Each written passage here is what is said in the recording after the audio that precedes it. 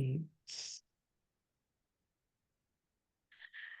evening and welcome to the Climb Podcast, where we empower women of color in their pursuit of leadership roles. I'm your host, Felicia Smith, the founder of The Climb, a 501c3 organization committed to increasing the number of women of color in leadership and managerial positions.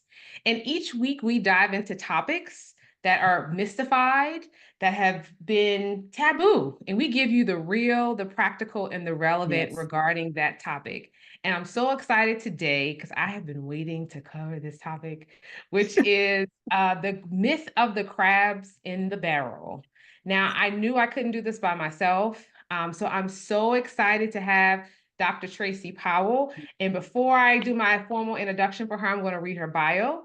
So Dr. Powell is the founder and a driving force behind Leading with Compassion, with over a decade of experience in speaking, training, and coaching. She has carved a niche as a tactical executive coach, practical leadership expert, professional speaker, and author. And she has 3 books, guys, not just one, 3 books.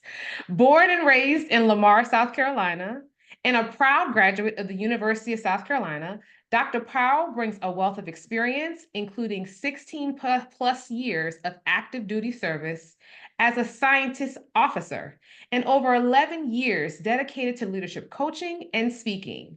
Her journey is marked by resilience, overcoming racial discrimination, and balancing work and family life, which led her to establish Leading with Compassion as a sanctuary for organizations, corporations, and associations. Dr. Powell's accolades include being an internationally known, award-winning, author and speaker, a distinguished Toastmaster, and a certified mediator. Her publications, such as Practical Leadership, Lessons Learned from Mickey and the Leadership Journey, reflect on her passion for nurturing leadership who are not only effective, but also empathetic and inclusive. Dr. Powell, I am so excited to have you. I am so excited to be here. I've been looking forward to this for months. So thank you for the opportunity. Thank you for really embracing this space. So I think this is definitely a conversation that we need to have, not only today, but to continue to have this conversation that we're about to have. So thank you for having me. Yes, and we have a couple of things in common. Dr. Powell is from Lamar, South Carolina. I'm from Charleston, South Carolina. So we are Carolina girls through and through. Yes, we are. And I was like, oh, I didn't know that. We have something else. But I actually met Dr. Powell. Dr. Powell through LinkedIn. And I tell you guys all the time, I do not mind sliding in DMs. And I am fascinated by amazing women of color, Black women who are doing their thing. And so I am friends with Dr. Powell on LinkedIn, and I saw her and I was like, I want to connect with her. And she was so gracious enough to connect with me. And it was our second or third discussion. Yes, and every time I talk to Dr. Powell, I learn something new. And the more I talk to her, I know there's so much more that I can learn from her. So I'm super excited about us diving into the myth of crabs in a barrel. Yes, absolutely. So let's just start off with the metaphor of it. So the crab in the barrel is often used or described as the competition among marginalized groups. Particularly, we hear it, particularly in the African-American community, like crabs in the barrel, meaning if I got something, I got to make sure I pull you down because only one of us is going to get out of this barrel. Absolutely. So when we talk about crabs in the barrel, we're going to talk about it today from a leadership perspective. So I'll ask you, Dr. Tracy, how do you feel this applies to like women of color in the workplace? Crabs in the barrel, unfortunately, applies to women of color, and it is present in the workplace. I've experienced it myself. I've seen others experience it, and it's almost like an opportunity for people to feel that they're in survival mode, if you will. They're in that mode where they're trying to maintain a position or get to another position, and they don't want anyone to stop them. So there's tactics that people put in place to really try to hinder that growth. Now, it's there, it's present, but we don't talk about it. And that's why this conversation today is not only relevant, but it's important because in order for us to address something, we have to talk about it and bring it to the forefront. So this is why this conversation today is not only timely, but needed. Agreed. So let's talk about how it shows up. Let's go ahead and dive in. How does crabs in a barrel present itself? So I'll tell you, I know me personally, as you described, in the workplace, I see all the time, particularly Black women, Yes. where we oftentimes is like, hey, it can only be one of us in the sun at the same time. Only one of us can be the superstar. And so there's this, either we're overly hard on each other, where we're holding each other to a standard that isn't even achievable or attainable, or we decide we're not even going to be in community with another Black woman, because to do that means that I am in some ways solidifying her or showing others that she is competition. Yes. So, yes. I mean, how have you seen it play out? I've seen it in all those ways, and I've also seen it in situations where, for performance reviews, for example, two minority women are meeting, there's a supervisor and there's a subordinate. There's clearly opportunities for the subordinate to improve. Instead of the supervisor encouraging and pushing that person to get the training, to do cross training, to get other resources, they say nothing. And they allow this person to continue to think that they are doing well when there's opportunities for them to improve. So there's no mentoring, there is no transparency, there is no engagement. I've also seen it where there has been a scenario set up in meetings where there's opportunities where another woman of color in a leadership position that can come to the restroom and correct misinformation or people being misinformed, but that person sits silently in the meeting and allow this other person of color to be chastised or to be misunderstood. But after the meeting, they want to come around and say things like, oh, that didn't go too well. I would have done it this way. But they had that opportunity to support in the forefront, but they didn't do that. And so to me, those are examples of how women are in leadership positions, but they're not leading with compassion. Because if they were leading with compassion, they would encourage. They would encourage an individual to get more training or to do cross training or to really self-reflect. And they will all support them in public when there is an issue, whether the person is right or wrong. You can support when there is a disagreement. You can support when everyone is in agreement, but when you're saying nothing, you're pulling that person down and hindering that person from growing and really being innovative and demonstrating inclusiveness. Yeah. I always wonder, like, how does it manifest? And I think as I've moved in my career, I understand kinda, because I think a lot of experiences or a lot of things we experience jade us a bit. And so we already come in with the thought of we have to be twice as good, twice as competent. Yes. And in some ways we weaponize that and use it as a gate to keep others out. But I wonder, like, how do we advance past it? Like, what are some of the things, intentional, unintentional? The thing about it, whether it's intentional or unintentional, we have to talk about it and we have to bring it to the forefront. I think there is a way to go to someone and say, hey, I need your support. And this is what support looks like and feels like to me. I think we have to be transparent. I think we have to meet people where they are, because once you think about people in the workplace and supervisors and leaders, you also have to think about these are people as well. They come with their own biases. They come with their own past trauma. They come with their own negative experiences, and life is happening to them as well. So that's where you show that compassion. And that's where things may not be intentional, or they may clearly not be aware. This is how they were taught.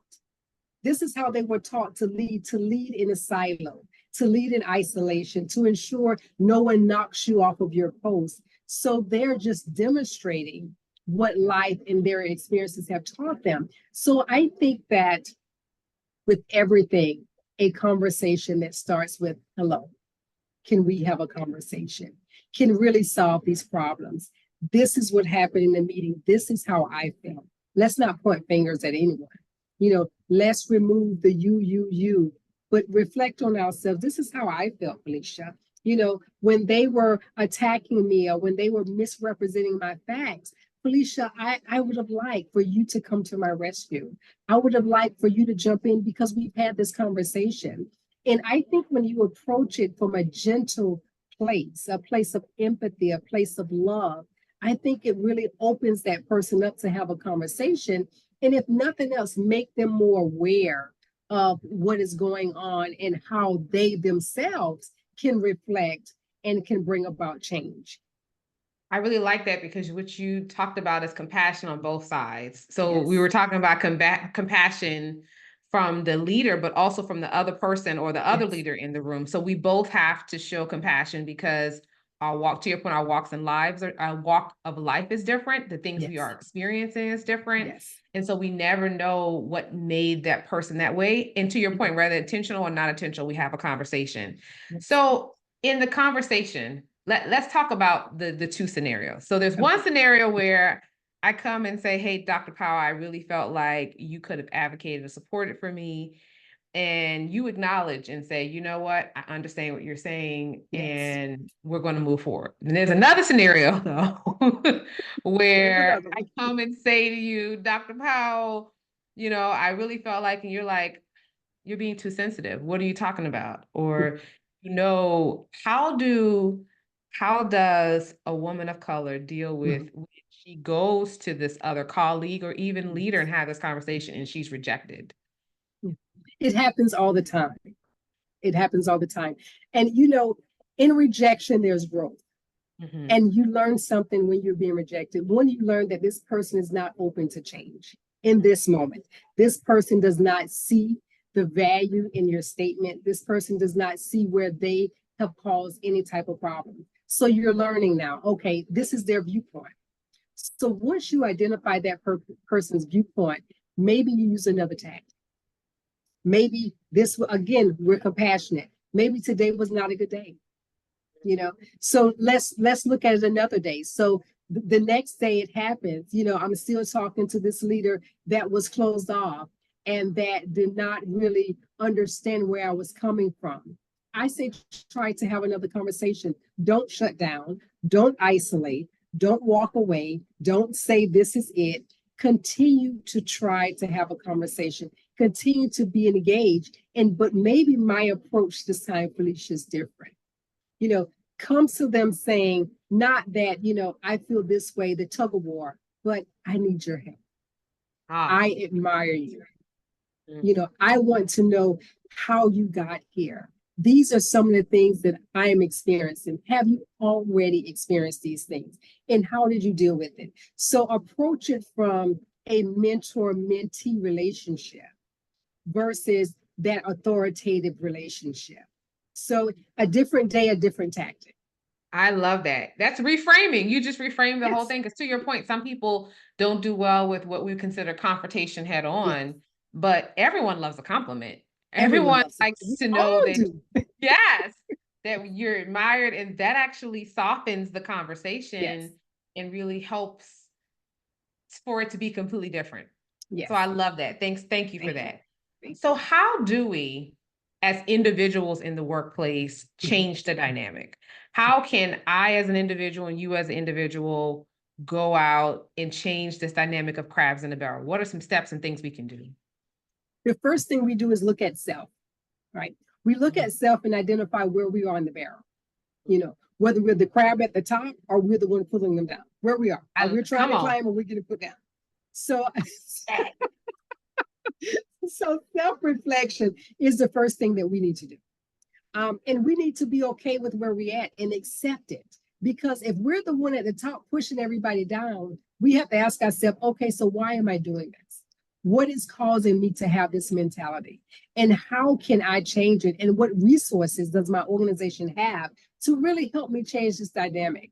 Okay, so that's step one. Step two is if we are the one at the top or if we're the one at the bottom, we have to have a conversation. So let's reach out and say, hey, again, the soft approach. I need some coaching and mentoring here. I need your help. Can we have a conversation? And you can have a conversation with someone with the big crab without even saying it's you.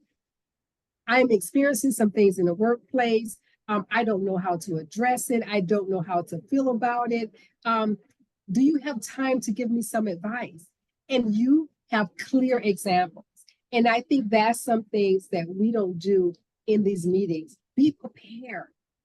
Be prepared for these conversations. Give clear examples of what is going on. Give clear examples about how you're feeling and be open to share your emotions. You can be emotional. It's okay. You know, we've been taught, oh, you can't be emotional. If you're hurting, let that person know that you're hurting. You may not have to cry, but you can use facial expressions. You can use hand gestures. You can express yourself. So identify where you are in the barrel, schedule a meeting and be prepared for that meeting. And then the third thing you have to do is take action. Whatever is recommended, you act on it. Whether it's trainings, whether it's awareness, whether it's going back to talk to the person, do something. Just don't do anything. Just don't sit and say, well, you know, I've tried to talk to her. It didn't work. You know, again, go back again and again. But at the same time, you're learning. Rejection is about growth. Growth is about determination. Be determined to remove all the crabs from around the barrel, and everybody is together on one level, supporting each other in the workplace, regardless of the levels, regardless of the grades. We're here to support each other. We're all women of color trying to grow and trying to advance, and we can do it better together. That's actually really powerful what you just said, because oftentimes we just think, well, you know what? We're not on the same wavelength. I'm just going to let her go and I'm going to do my own thing.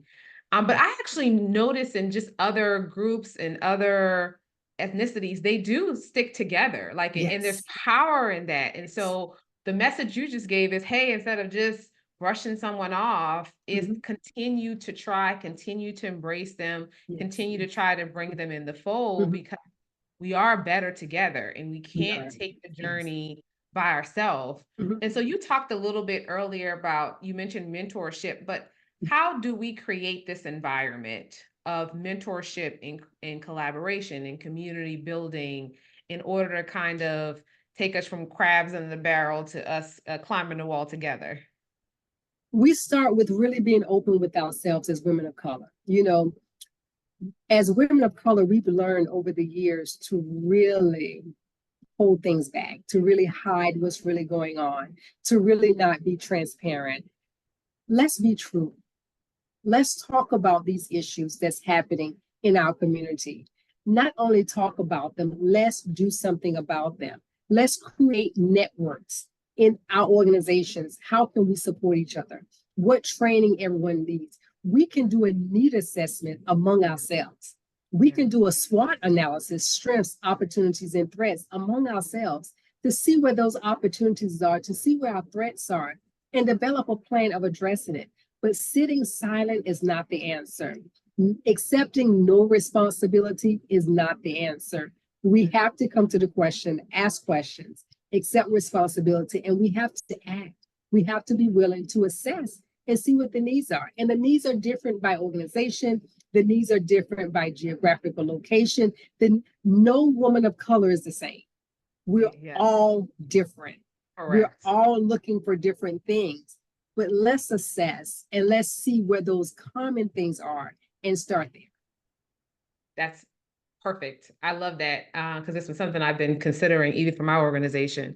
So if you had to leave the young woman who's listening to this podcast and thinking, okay, I loved everything you just said, Dr. Tracy, what's the first step I should take? What are two things that I should be thinking about right now in order to kind of create this change that I want to see in the world? Start with you. I would literally spend some time in front of the mirror and ask yourself, where am I in the mirror? Am I at the top, kicking everybody down, or am I at the bottom trying to come up? Once you identify where you are, the second thing is ask yourself, how did I get here? That's powerful. Once you identify where you are and how I got there, then you ask yourself, how do I change? That may be self-help books. That may be joining a women's mastermind. That may be, you know, your prayer group or really searching your faith whatever that is for you, it's going to be different for me or Felicia or for the next person. But the first two steps are critical before you get to the third step. Do that reflection. How did I get here? And then act, because that's the only way you can change. If you find yourself in a barrel, and some people think, well, I'm at the top of the barrel, so I'm okay. But guess what? That's a lonely place at the top.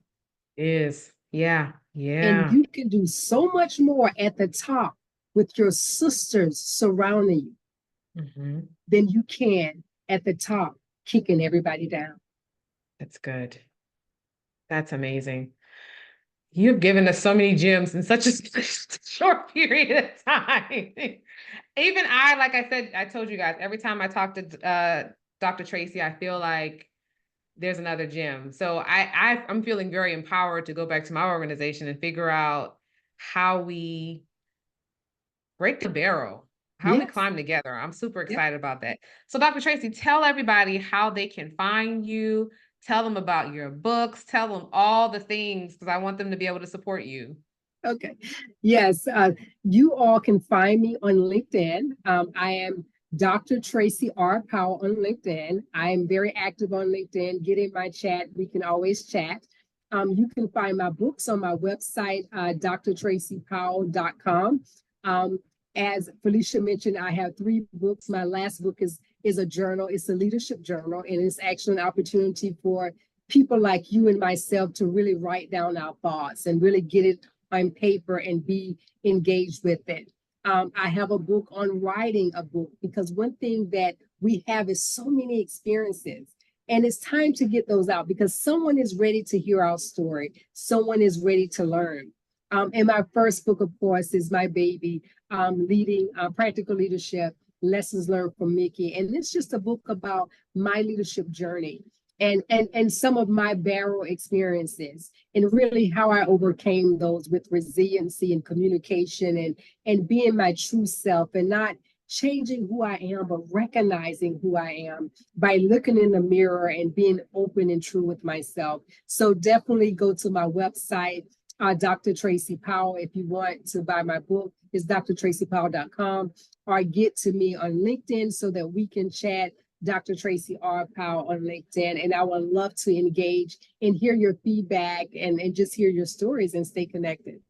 Yes, and Dr. Tracy is also a speaker and a facilitator. So you just heard this amazing podcast episode, but imagine if she came to your organization and was able to talk to women of color about these topics. So please go to her website, connect with her on LinkedIn.